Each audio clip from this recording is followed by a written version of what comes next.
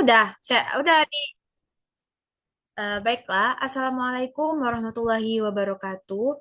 Sebelumnya, perkenalkan saya Zora Siska Hidayah dengan NIM 2308 6406. Di sini saya akan menjelaskan materi dari kelompok saya yaitu kondisi fisik dan elemennya. Nah, ada beberapa materi yang akan saya sampaikan. Yang pertama itu ada pengertian kondisi fisik. Yang kedua itu ada pentingnya kondisi fisik. Yang ketiga itu ada elemen-elemen kondisi fisik. Dan yang keempat itu ada faktor yang mempengaruhi kondisi fisik. Dan yang kelima itu ada cara meningkatkan kondisi fisik. Baiklah, langsung saja kepada materi yang pertama yaitu tentang pengertian kondisi fisik. Nah, kondisi fisik ini adalah kemampuan tubuh dalam aktivitas sehari-hari atau olahraga tanpa mengalami kelelahan yang berlebihan serta memiliki cadangan energi untuk kegiatan lainnya. Yang kedua itu ada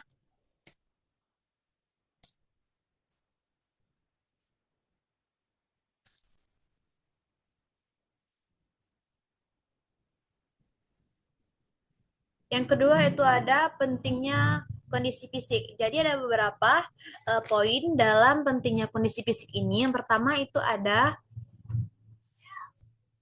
meningkatkan performa dalam aktivitas fisik dan olahraga.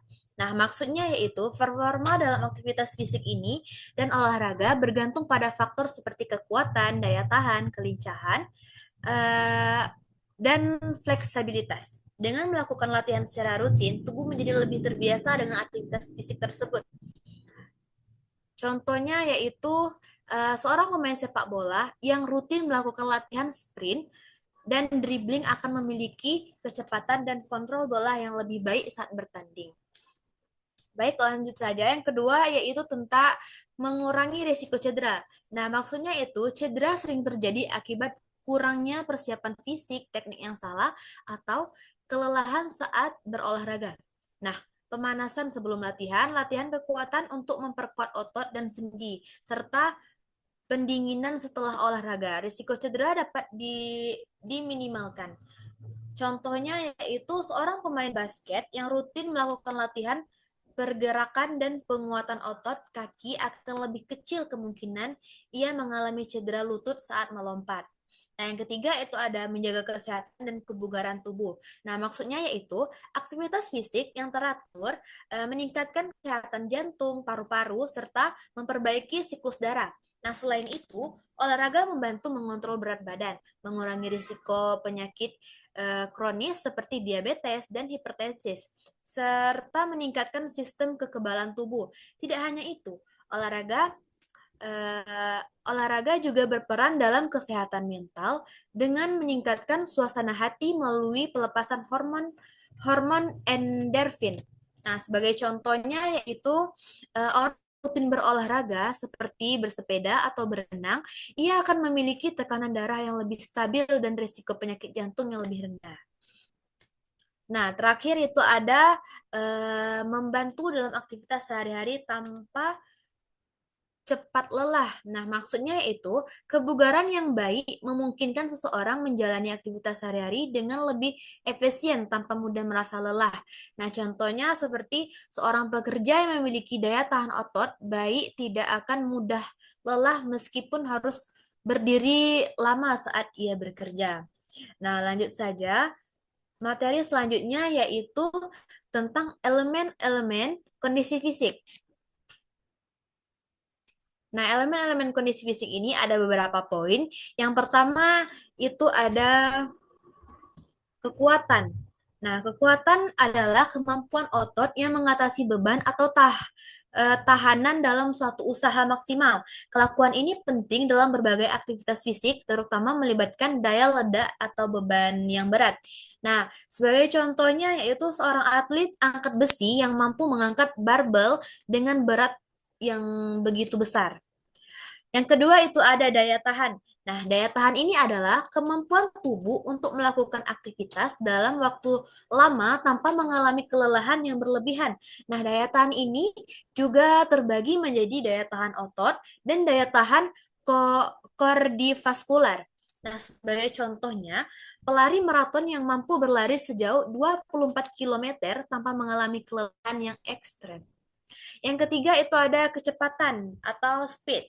Nah, kecepatan ini adalah kemampuan seorang untuk bergerak dari satu titik ke titik lain dalam waktu sesingkat mungkin. Nah, kecepatan ini juga berupa kecepatan berlari, kecepatan reaksi, atau kecepatan dalam melakukan gerakan tertentu. Contohnya, seorang pemain sepak bola yang mampu berlari secepatnya untuk mengejar bola.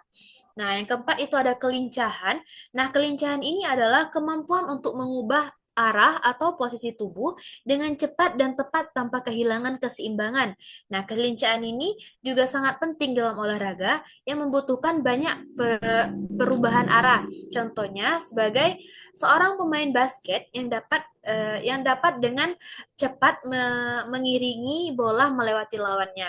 Yang kelima ada kelentukan. Nah, kelentukan ini adalah kemampuan sendi dan otot untuk bergerak dalam rentang gerak yang luas tanpa cedera. Nah, kelakuan membantu mencegah cedera dan meningkatkan efisiensi gerakan. Contohnya seperti seorang perenang yang memiliki kelentukan bahu untuk mengayunkan tangan dengan efisien saat berenang.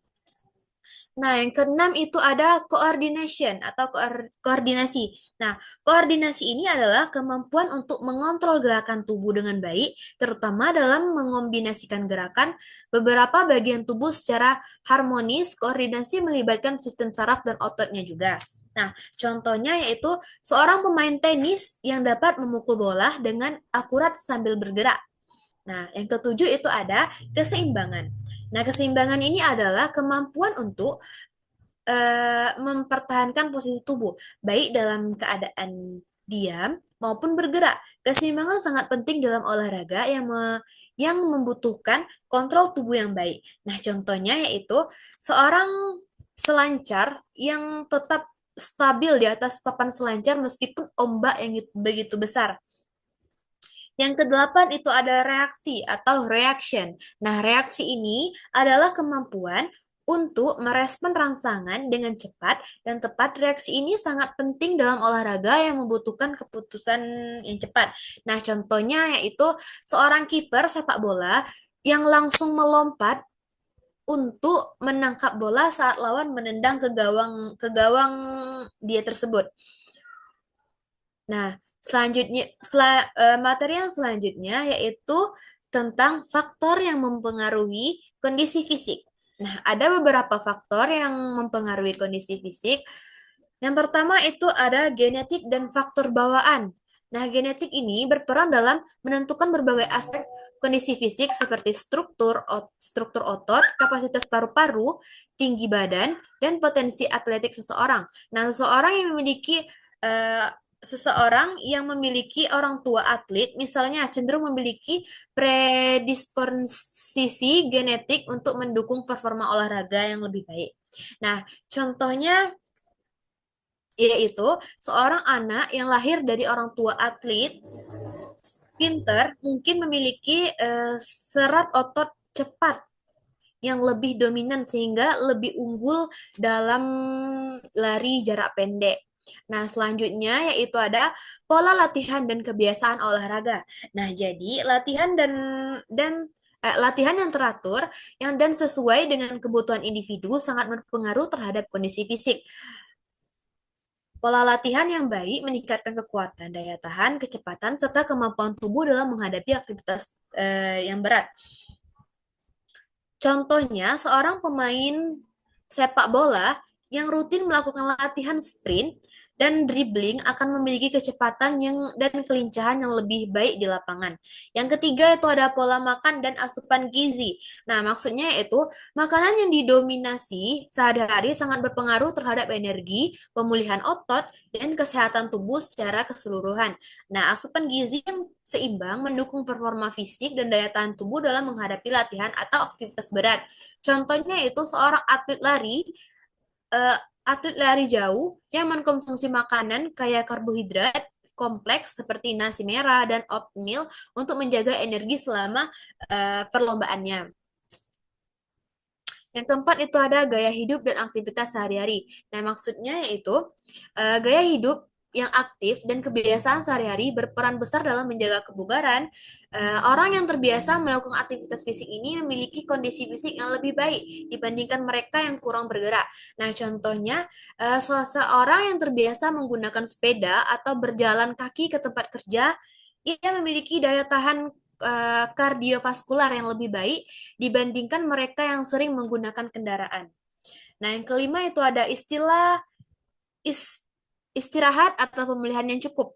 Nah, maksudnya yaitu istirahat yang cukup sangat penting dalam menjaga kondisi fisik. Karena selama tidur dan beristirahat, tubuh melakukan proses pemulihan dan otot beregerensi sel. Nah, kurangnya tidur dapat menyebabkan kelelahan, penurunan daya tahan, dan peningkatan risiko cedera. Nah, sebagai contohnya, seorang atlet yang tidur selama 7 sampai 9 jam per malam memiliki performa yang lebih baik karena tubuhnya mendapatkan waktu yang cukup untuk pemulihan. Nah, lanjut saja ke materi selanjutnya, yaitu tentang cara meningkatkan kondisi fisik. Yang pertama, itu ada melakukan latihan fisik secara rutin dan terstruktur. Nah, maksudnya itu latihan fisik yang dilakukan secara rutin dan memiliki struktur yang jelas akan memberikan hasil yang optimal. Nah, program latihan harus disesuaikan dengan kebutuhan dan tujuan seseorang, baik untuk meningkatkan kekuatan, daya tahan, kecepatan maupun fleksibilitas. Sebagai contohnya, seorang atlet sepak bola menjalani latihan fisik 5 kali seminggu dengan program yang mencakup latihan lari, passing, dan strategi permainan. Yang kedua itu ada mengombinasikan latihan, kekuatan, daya tahan, dan fleksibilitas. Maksudnya yaitu agar tubuh tetap seimbang dan tidak mengalami cedera. Latihan harus mencakup berbagai aspek kebugaran seperti kekuatan, kekuat, kekuatan kekuatan otot, daya tahan jantung, dan paru-paru serta fleksibilitas. Nah, kombinasi dalam latihan ini membantu tubuh menjadi lebih kuat, lebih tahan terhadap cedera. Contohnya yaitu seorang atlet lari jarak jauh tidak hanya berlari setiap hari, tetapi ia juga melakukan latihan angkat beban untuk meningkatkan kekuatan otot kaki serta stretching untuk menjaga fleksibilitasnya. Yang ketiga itu ada mengatur pola makan sehat dan bergizi seimbang. Nah, maksudnya itu nutrisi yang tepat sangat penting untuk menunjang performa fisik. Makanan yang dikonsumsi harus mengandung karbohidrat, protein, dan lemak sehat, serta vitamin dan mineral, dan jumlah yang seimbang. Nah, sebagai contohnya, seorang atlet renang makan makanan kaya karbohidrat seperti nasi merah dan pasta sebelum pertandingan untuk mendapatkan energi yang lebih cukup. Yang selanjutnya itu ada istirahat yang cukup untuk pemulihan tubuh. Nah, maksudnya yaitu tubuh membutuhkan waktu untuk beristirahat agar agar ia dapat pulih dari latihan yang dilakukan. Nah, pemulihan yang baik ini membantu mencegah cedera, meningkatkan performa, dan memperbaiki jaringan otot yang rusak. Nah, sebagai contohnya, seorang atlet profesional maksimal tidur minimal 7 sampai 9 jam per malam agar tubuhnya memiliki waktu yang cukup untuk pemulihannya. Baik, sekian mungkin presentasi dari saya. Assalamualaikum warahmatullahi wabarakatuh.